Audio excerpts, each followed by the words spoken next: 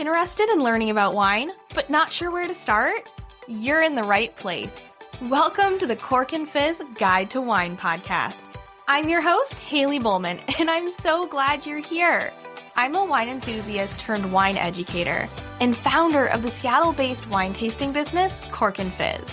It is my goal to build your confidence in wine by making it approachable and lots of fun.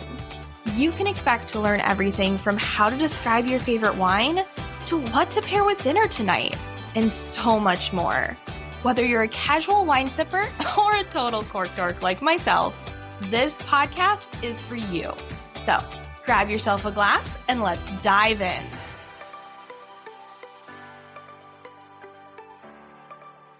Hello and welcome back to the Cork and Fizz Guide to Wine podcast. Today, you'll be listening to part 2 of my interview with John Tan. If this is your first episode and you have not heard part 1, I highly recommend pausing this and going back to listen to episode 126 first. You don't have to, but it might make a little more sense. As a reminder, John Tan is the founder of CorkVision, an AI copilot for wineries powered by a smart assistant named Corky. After spending over a decade building a tech company in New York, John moved to Napa seemingly without a plan, just a curiosity for wine and a willingness to get his hands dirty. That led to working a harvest, supporting friends in their wineries, and ultimately realizing how much time and opportunity wineries were losing to outdated tools. Today, he's combining his tech background with deep industry empathy to build CorkVision, a platform designed to help wineries sell smarter, connect with customers, and bring data to life. In this episode, we'll talk more about how John is ensuring that wineries preserve the human creativity and the traditionalism in wine while using CorkVision. He also talks about what wineries' responses have been to using CorkVision and AI. He discusses how technology and AI can actually help winemakers adapt to challenges like climate change. And he recommends the $25 bottle of Spanish wine that you should be bringing to every dinner party. And of course, so much more. Let's get into the interview. The next question, I do kind of want to go into that idea of it's very interesting having this conversation because winemaking especially, I mean, the general population I think has some concerns about AI, but winemaking is it is so steeped in tradition. And I mean, there was time where there are some people that still don't like screw cap wines because they don't have the cork and it's not romantic enough, right? And there's still this sense of you have to go out and you just have to do everything traditionally, right? And so I imagine many wine lovers would worry that AI could dilute the artistry and that terroir driven, that thing that makes wine, in my opinion, right? It's what makes it different. And so I think you kind of already addressed this, but can you address it a little more directly? How would you address this concern with folks being worried about diluting the artistry and the terroir driven aspects of wine? Yeah, absolutely. And you're right. It is similar in sense. So we're talking about the hospitality person. We're not looking to replace the hospitality person. We're looking to arm them with more information and knowledge. And it's the same thing with winemaking. Actually, I do think that winemaking should purely be based on humans in the sense that the humans should be the ones to decide when to pick the grapes, what to do during fermentation. How do we age the wines? Are we aging it in barrels? Are we aging it in stainless steel? Are we whatever? Humans should absolutely be the ones making those decisions. With that said, I think there is place for AI to help wineries on the production side. So we know, for example, climate change, the climate is changing. Wineries are trying to figure out, oh my God, what's the weather going to be like in the next 5 to 10 years? AI can help predict that and help figure out, okay, here's what the weather is likely going to be like in the next 5 to 10 years. And that's important because, as you know, when you grow grapes, it takes a few years once you plant the grapes for you actually start making wine from the grapes. So it's not like I can decide, oh no, next year is going to look hot. Let me rip out my Cabernet and plant Vino. I can't do that. It's going to take at least 5 years for me to actually get grapes that are good enough to go into my wine.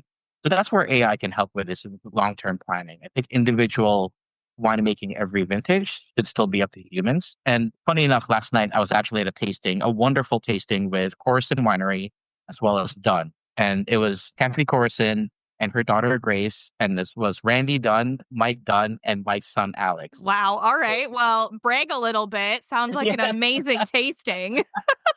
it was incredible. But but hearing them and like the reason why I brought this up is like hearing them and like hearing like Randy, he walks the vineyard and tastes the grape and spits it out, and he decides when to pick based on the color of his spit. If it is it too light? God, Exactly. Yeah. I thought you were going to say based on the taste of the grape, and then you said the color of his spit. And I was like, what? Yeah. It's a purple spit. He has that purple spit. Oh my God. And he relayed a story about like, so he had another, this was years ago, but another good friend of his was considering buying grapes from a vineyard. And so he asked Randy, like, hey, what do you think? So he walked to the vineyard, tasted the grapes, spit out, and says, nope, don't buy it. But the guy was really set on it. He was like, I really want to buy it. But Randy was like, it's too late. And like, my spit is too late. So the guy bought the grapes, and then a few weeks later, and he's like, "So how's the wine?" He's like, "Oh my god, it's the most like light Cabernet I've ever had." Because I told you. You didn't trust So the spit. I don't know what to tell you. exactly, exactly. And Mike was saying so. What he was trying to do. So Randy is Mike's stepson, and Mike was like saying like, I was trying to relate the science behind Randy's spit. And so he was able to correlate. I don't recall exactly what he said, but like, I was able to correlate some of the science in there. But the point of it is that yes, science can help us with guiding our decisions, but at the end of the day, wine is such a subjective product that you really need to have the human taste it and decide what to do. And Yeah. so, yeah, that's where I see AI and wine production kind of intersecting. Help plan for the future, but the humans making the wines today. Yeah, definitely. Just a quick reminder, if you are not on my mailing list yet, what are you waiting for? I would love for you to join. When you do, you'll get a free shopping guide that has 15 of my favorite wines under $15. Head to corkandfizz.com, scroll down to the bottom, and there'll be a little section where you can join the mailing list. I send out a weekly newsletter filled with wine tips, recommendations, special offers, and so much more. Now, let's get back to the show. Okay, I want to ask about, so I did a little stalking on your blog because I was so curious about learning more about this. And one thing I came across was this AI, like the new sommelier in the cellar, the Tastery, I think is what it's called. And I'm curious your thoughts on this because this is one where I'm like, ooh, I don't know how I feel about this on the terms of like, so for folks that haven't heard of this, because the first time I heard of it was when I was stalking last night, was so the idea is this is like an AI sommelier who can analyze the wine's chemical makeup and then compare it to like what customers preferences or something like that and let the winemaker know if it matches. And feel free to correct me if I'm missing anything, John. And first, like, give us a little more info on that if you know more about it than I do, which you probably do. And then how do you think that fits in with the idea of like you still want a human in the loop, or how making sure that it doesn't take over the artistry of winemaking? Yep. So what we're talking about there is kind of like what Randy and Mike were talking about in terms of like spitting out the purple, and then like what does it actually mean scientifically? Like, are there certain pHs or basically like how acidic is that wine right now, or how much brix is it, which is basically the sugar content in the grape, right?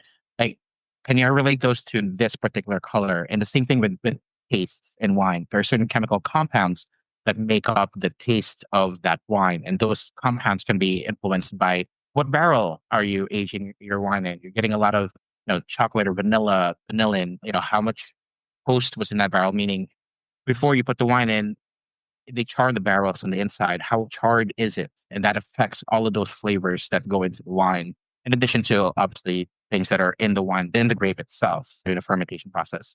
So yes, you can relate certain scientific values to certain flavor profiles that you can see in the wine. And that's where science can go. But for me, it really goes back to the humans. For me, wine is a beverage that yes, you can absolutely enjoy by yourself, and I do. I sit at home and drink a bottle of wine. That's like a Tuesday night. But the best memories and the best experiences I've had is when I'm sharing that wine with people and with friends. And so, yeah, can I pick a wine and just purely based on flavor profiles or tasting notes? Sure. Will I probably like it? Well, yeah. If I pick the wines that say the tasting notes, these are the tasting notes, and if I happen to like those notes, sure. Will I enjoy the wine? Yes. But will I truly remember and memorialize that wine without having that shared experience? Probably not. So can technology help you find wines that you can potentially like? Sure, absolutely. AI can do that. Technology can do that. But to develop that memory, that lasting experience, you need people. You need to share that with people. Yeah. Yeah. I couldn't agree more. And I like how you say this. And I had this question here, but I think we've already answered it about like wineries balancing automation with preserving the human creativity. And it sounds like the answer is basically along the lines of like use AI to help you make things easier for yourself, but don't have it fully replace what, the winemaker or what the person working at the winery is doing. Yeah, exactly. And I was actually having this conversation with Grace Corson Martin, the daughter of Kathy Corson. And there are schools of thought and there's a certain winemakers that studied enology, studied viticulture, studied winemaking in college, or they have degrees in chemistry, and but they base purely their winemaking based on these numbers. But that loses the whole like uniqueness of the wine and the uniqueness of the terroir. And so, yeah, can you use those numbers to guide you? Absolutely.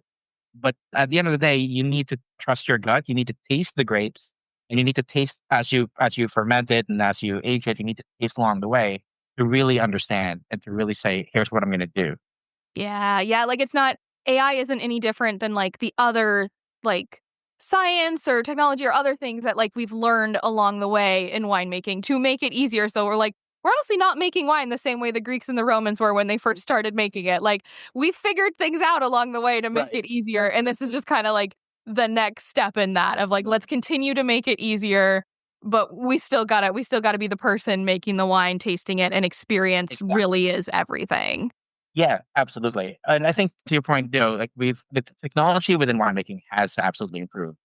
And where we are with AI and technology today is like we are at the cusp of the next technology revolution. We had the industrial revolution, we had the automotive revolution, we had the internet when it first came out, the e-commerce evolution, and now we're at the AI evolution. So I think why I'm excited about this is because wineries are actually excited to use AI, mainly because of how, and I will give OpenAI and ChatGPT a lot of credit for this. They really brought AI to mainstream.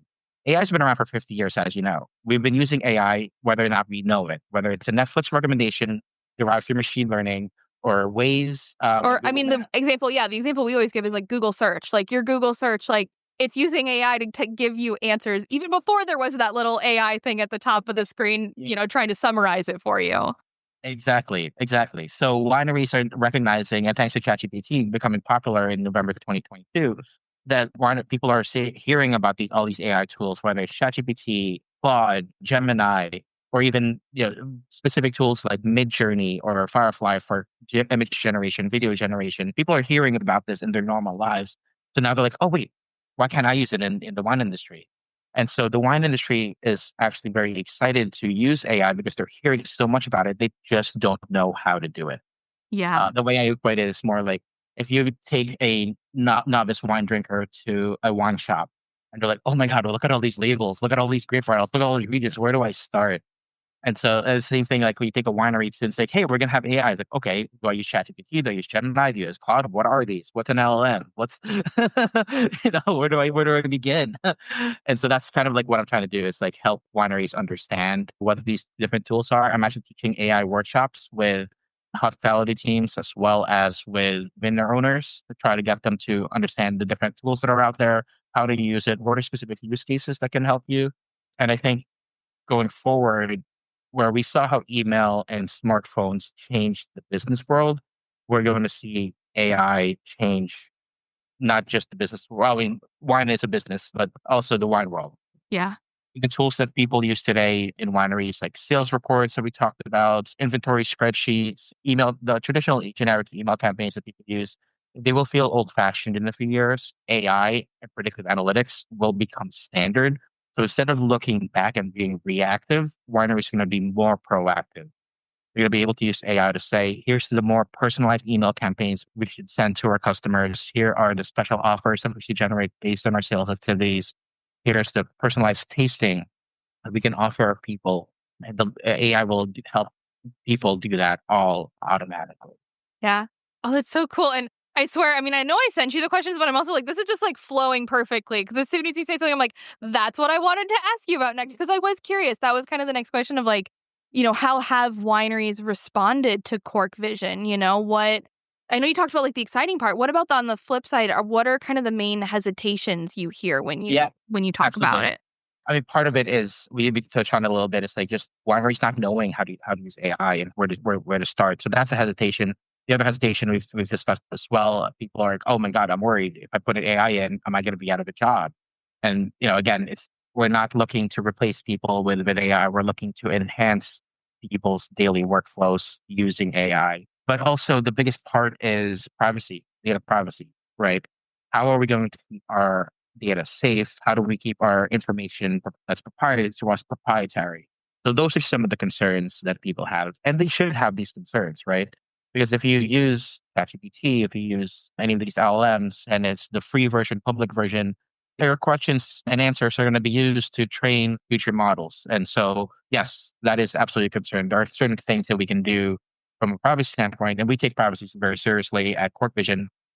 I mentioned our former clients and my last company were mainly in the financial and legal verticals. So you can imagine the security and the privacy concerns that people had there. So I'm taking a lot of those lessons and applying them into what we're doing at CorkVision, making sure that our winery's data is very secure. It's not being used to train publicly available AI, and nobody else has access to their data except for the winery. But that is some people's concern. I'm actually doing a seminar at the end of the month with Napa Valley Vendors Association to talk to winery owners and winery executives and talking about let's talk about some best practices and how to build data privacy standards for your organization. Because if you're not doing it today, if you don't have these policies in place today, I guarantee you that you are accidentally leaking data because people are expecting to use AI in the workforce today. So if you don't have a policy in place, if you don't have tools that use AI that are available for your people are going to use ChatGPT, people are going to use Gemini to help them with their jobs because it is helpful. And Yeah. that you run the risk of having your data out there if you don't control how people access these tools and utilize Interesting. these tools. Yeah. Oh, I think that's such a great point. I think, yeah, obviously, like we talked about, yeah, making sure we're not replacing a job. Is there a concern at all, like price wise, with CorkVision? I know you said you work with primarily smaller wineries, so is it fairly approachable, or Yeah. I'm trying to think of the word accessible Yeah. to smaller wineries? Yeah. That's exactly. And nothing against the big wineries, like the ones that are owned by the big conglomerates, but they have money. I was gonna say they have the money. They don't care if we have anything against them. They've got the money. Why does it even matter?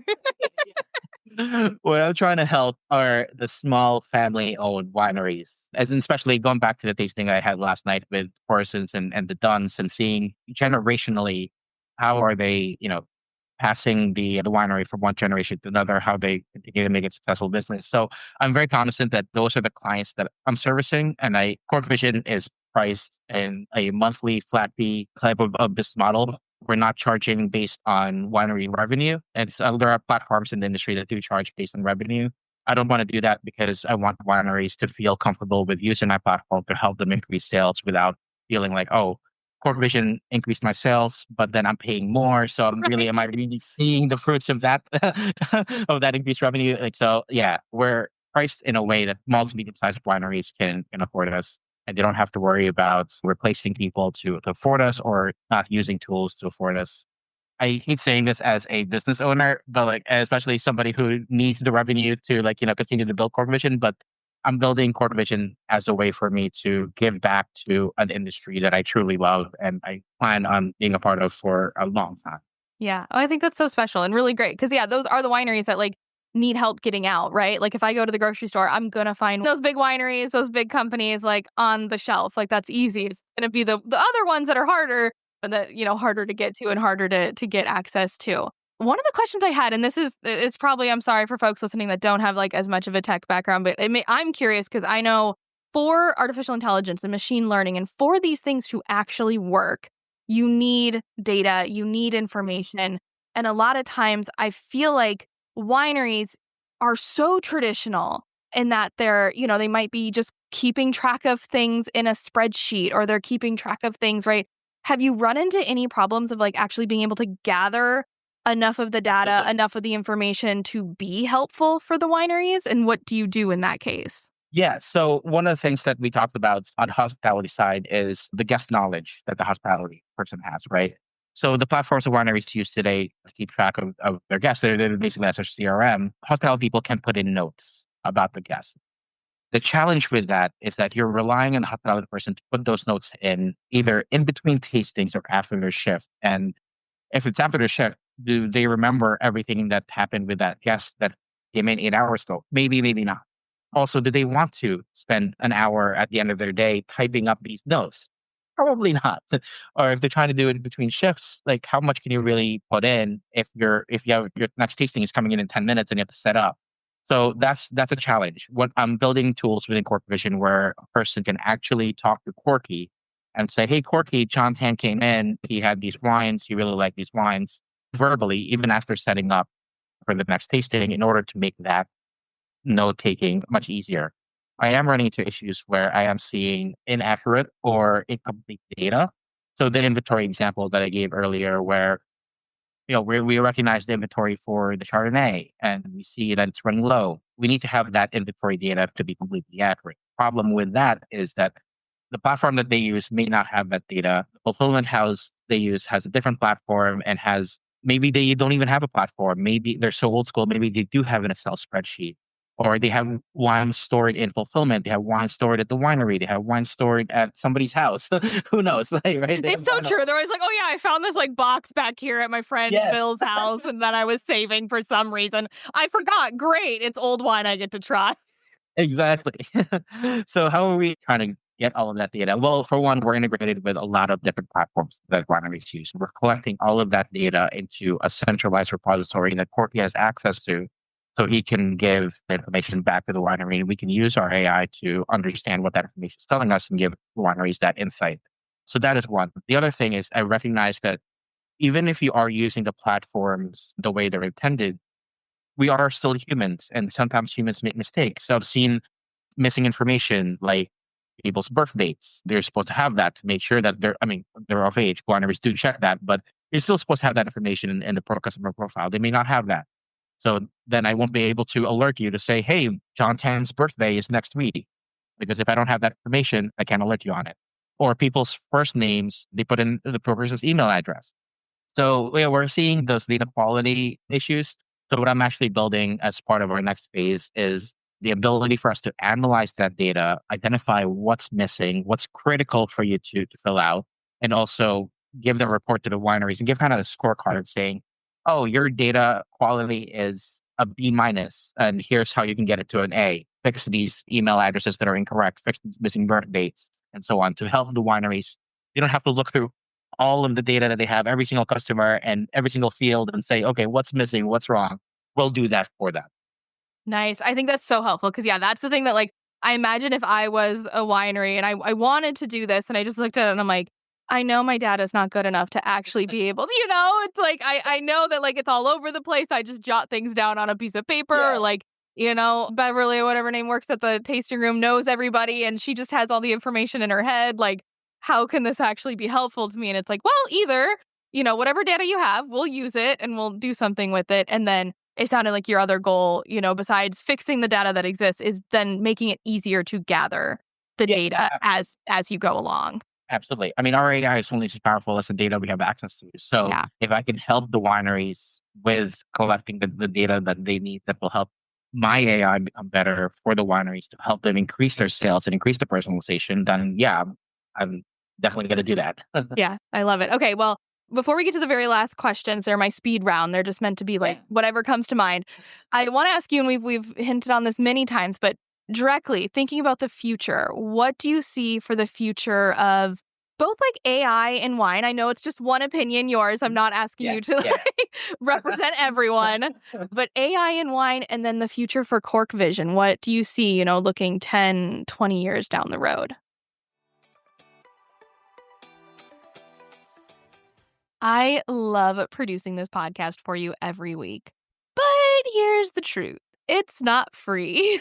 That's why I'm so grateful for sponsors like the following brands supporting me so that I can share everything I love about wine with you. If you're able, show them some support back. I'll be honest, I never really believed chocolate could pair well with wine until I partnered with Bon Chocolats for a local event. Rasha, the owner, created 4 incredible truffles that matched perfectly with the wines we were tasting.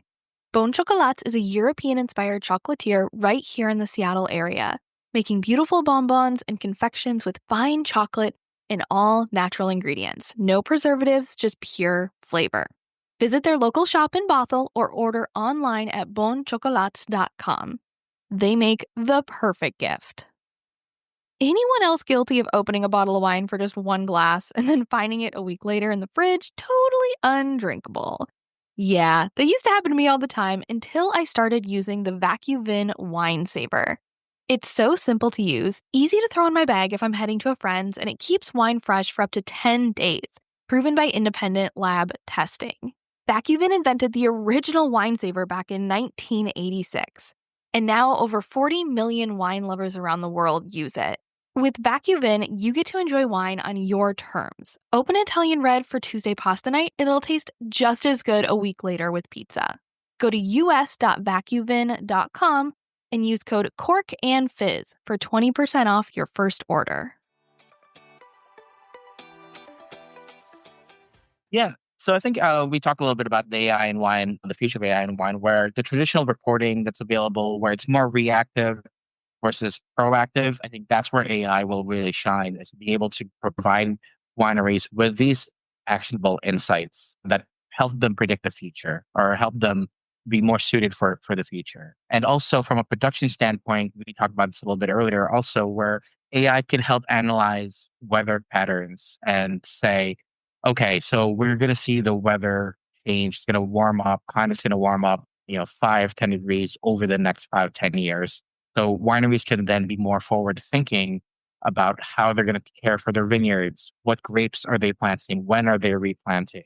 Even orientation of rows. So, getting a little bit on the more technical side, but like winemakers, viticulturists are very specific in how they plant their grapes so that they get the maximum amount of sunshine. That can change and that over time. And so AI can help predict that. As we talked about, you can't just plant a grape this year and expect to make wine next year. So that long-term planning is where AI will really come in. On the marketing side, generative AI will continue to improve. They'll make it become very easy for small wineries without dedicated marketing teams to create more personalized content, to create more meaningful social media posts, or even create video that they don't have to hire, external companies for and spend thousands of dollars to create, 30-second Instagram reels. They'll be able to use generative AI for that, and they'll be high quality. I will tell you this from a production side also, every single winemaker that I know, absolutely, I probably shouldn't be saying this, but they they all hate running tasting notes. No, it's so true. I totally believe that. Well, like how many times can you say this tastes like blackberries? And Right. Whenever you ask a so winemaker to describe a wine, they never really give you like flavors necessarily. It's always like it's a feeling, it's a vibe, you know? right, right, exactly. So AI can help with that. If they get what we talked about, how science you can correlate some of the science with tasting notes. So if AI understands the science, understands the chemical components, or even like the pH level, I'm not a winemaker, whatever whatever science they have, AI can understand that. Like, okay, here are the tasting notes they can write. Or you can base your tasting notes off of. Again, it'll always still be a human. The winemaker will still have to taste that wine and like write in what he or she thinks, but at least they don't have to start with a blank cursor on a Word doc. Right. I love it. Okay, and then the future of CorkVision. What do you Yeah. see for that? Yeah. So the future of CorkVision, have you ever seen the movie Minority Report with Tom Cruise back in the I day? don't think so. I'm so sorry. No, don't do it. It's like such a so it's basically set in like a dystopian future. And one of the things, I don't think we're gonna go this far. I don't want to go this far, but one of the things that you see when Tom Cruise is walking around the city is that there are all these ads that are playing, and what it's doing, it's recognizing the person by basically taking a snapshot of their eyes, identifying who they are, and then personalizing ads for them as they walk by. I don't see that happening in the wine industry. I don't want that to happen in the future. However, What I do want to be able to do is to give wineries with the ability to recognize people that may not go there as often. So the wineries will always know if a guest goes there multiple times a year. But if a guest goes there once a year, they may not recognize them, especially because we talk about there could be staff turnover. But if I can empower wineries to be able to recognize guests as soon as they walk in and say, oh, Haley's walking in today. By the way, here's a quick synopsis of what she did or what she tasted or what she bought. And already now you feel welcome because I'm your host. I've never seen you before, but Corky on my iPad says, oh, Haley had this. Haley had this. I can say, oh, Haley, welcome in. I saw you visited, August 16th, 2023. You tasted these wines. I'd love to pour you something special, something you've never had before. Like being able Wow. to That do sounds that. great. Yeah, that's kind of where I'm going with CorkVision. Yeah, I love it. Well, because it makes me think of too, and this is the last thing, and then I'll get to our speed round. It makes me think of like wineries that like to me are really special, but I've maybe only visited once or twice because they're not where I live, right? So like Napa, I'm Yeah, up in Seattle, so like there are some wineries in Napa I love, and I was a club member of them for a while, and then we stopped right. being club members when we got too much wine, but we still think of it all the time. And my husband and I, there's a wine that's like our ultimate favorite wine, and it's the bottle we always grab when we're wanting, something familiar. And the winery probably doesn't know that, right? We were only there once and we were club members for like a year. And then I buy things occasionally. But it would be so nice for that winery to have all that information to realize Yeah, like she has bought our Chenin Blanc like every time we release it. Like that means something. We should definitely like make sure we talk about that. absolutely. And And by would the way, make I love the yeah. fact. Sorry, I love the fact that you brought up Chenin Blanc because I love Chenin Blanc myself. I'd like to believe I liked it before it was cool. I feel like it's very popular nowadays. But yeah, so like I feel like that'd be so nice if like, or even if they like emailed me specifically like, "Hey, we know you love the Shannon. Here's this one," and then if I ever were to visit again, if they recognize the name and the, all Yeah, that, it would be such a special experience. I would feel like, "Oh, they love me as much as I love them." exactly, exactly. And that personalization and that like recognition. I mean, it doesn't take much to please me. And like, but if I walk into a place and it's like, oh, John, great to see you again. Even if I've only been there once, I'm like, I want to come back here. Yeah, I want to come back here. Yeah. absolutely. I think that's such a great, great thing to strive for. All right, speed round. All It's not meant to right. be like go, go, go. It's just meant to be like, don't think about it too hard because otherwise the questions could Yeah. take too long. So the first one, for example, is a great one to start off with because again, I feel like you could think forever. What is your favorite wine at the moment? Silos Rosé. Jacques Silos, champagne producer, his rosé, it is, I mean, whenever people ask me this question, like I always say, give me the context. But really, my answer is Silos Rosé. That is my Like I'm asking you to make it sound like I have other favorite wines, but really I know what my answer is Yeah, going to be. yeah, exactly. Okay, all right. How about what's a go-to bottle of wine to bring to like a dinner party or to share with friends? So what I would like to bring to dinner parties would be Anastoria Chocolina Rebentis. So it's a Spanish wine made with Hondarribia grapes. It is slightly effervescent. It's a rosé, and I love to start off a dinner party or a night with it because it's so approachable. We call it summer in a glass. It is really reminiscent of summer, and there's a slight effervescence to it. So it's like it feels like light and refreshing and delicious, and yeah, and it's also $25 a bottle with a screw cap. So not all screw cap wines are bad, but it's Absolutely $25 a not. bottle. I love Yeah, it. Is that like from the region? So the grape that you mentioned that I'm forgetting the name of, I think of that as Handarabi. Is that Chacoli? Is that the region? exactly. Yes. Okay. Okay. For folks listening, I did do a podcast a little while ago about Chacoli. So if you want to learn more about that grape, go check it out. I'm like, I recognize it. I know what you're talking about. Okay. So going to kind of a different area of the wine world, what is the favorite wine region you've ever visited? Ooh, besides Napa, that I live here, the fact that I moved here. I know, I'm right. I'm like, I feel like the answer is Napa, but if you want to go beyond that. Yeah, Portugal. So I've had the opportunity to my company when we were expanding back in New York. We opened an office in Portugal. I spent a lot of time there. I've become very good friends with people that I used to work with in Portugal. So a very special connection to that place. And I absolutely love the people, the food, the culture, the architecture, and of course the wine. And I remember going to a cafe. I know this is speed round, sorry, I'll be very quick. But I remember going Mhm. to a cafe and my first day there, and I was like, "Oh, can I have a glass of water?" And they're like, "Sure, it's going to be €3." And then I was looking at the wine list. I'm like, "Wait, the glass of wine is 250. Let me save some money. Just give me wine." Yeah, yeah, right. Yeah. Oh God, you gotta love Europe. And yeah, I've heard from plenty of people that they want to retire in Portugal because of how lovely it is. And yeah, the wine is wonderful as well. Okay, how about a wine region you'd like to visit that you haven't yet? Oh, Champagne, 100%, 100% Champagne. I was supposed to go on a trip to Champagne, Burgundy in 2020, but you know what happened that year. Yeah. Yeah. And then I just life happened, and I just haven't gotten the chance to head back there, or head there. Excuse me. I've never been there, but Champagne is absolutely the top of my list. Yeah, yeah. Oh, definitely. And yeah, I definitely recommend also visiting in Burgundy. I finally did my first trip to Yes. France last September and absolutely fell in love with Burgundy. I love that. I didn't go to Champagne. It was so hard to choose which regions I wanted to go to. So Champagne's definitely on my list as well still.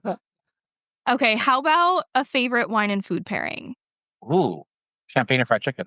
Or going back to my harvest story, Champagne, French fries, and ears. The tears just add a little extra saltiness, right? It's just perfect. Exactly. No, I love it. I'm a sucker for champagne and fried foods and salty foods. It is such a beautiful, beautiful pairing. Okay. Yeah, right? Exactly. All right. So I have two questions left. If you were given $1,000 to spend on wine, you had to spend it on wine. What wine would you buy? Would it Still be love rosé. like you don't even need to finish the question? I know the answer to this. Yeah. Yeah. Still love rosé.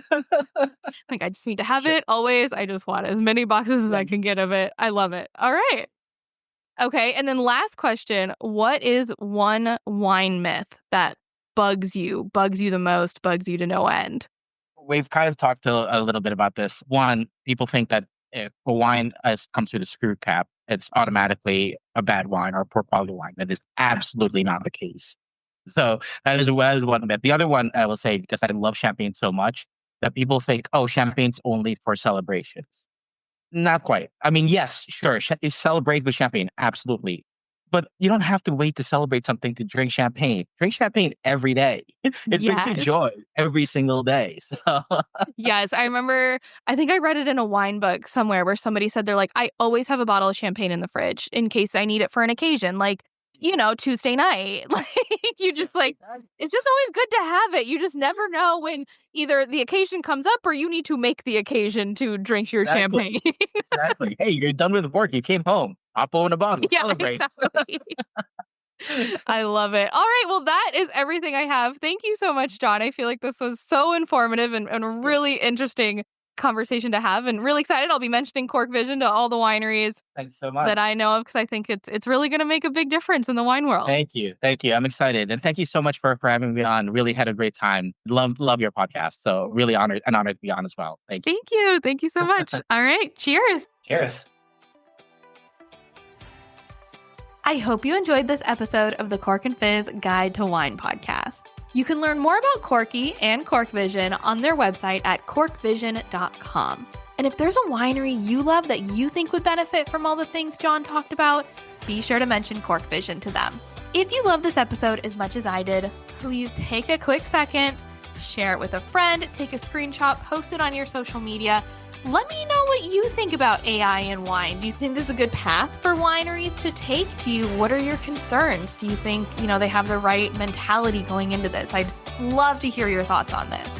In next week's episode, we'll be doing a deep dive into one of the first grapes that I fell in love with, Pinot Noir. I'm honestly surprised that I've gotten this far into the podcast without dedicating an episode to this grape. Like, looking back and I was like, what am I doing?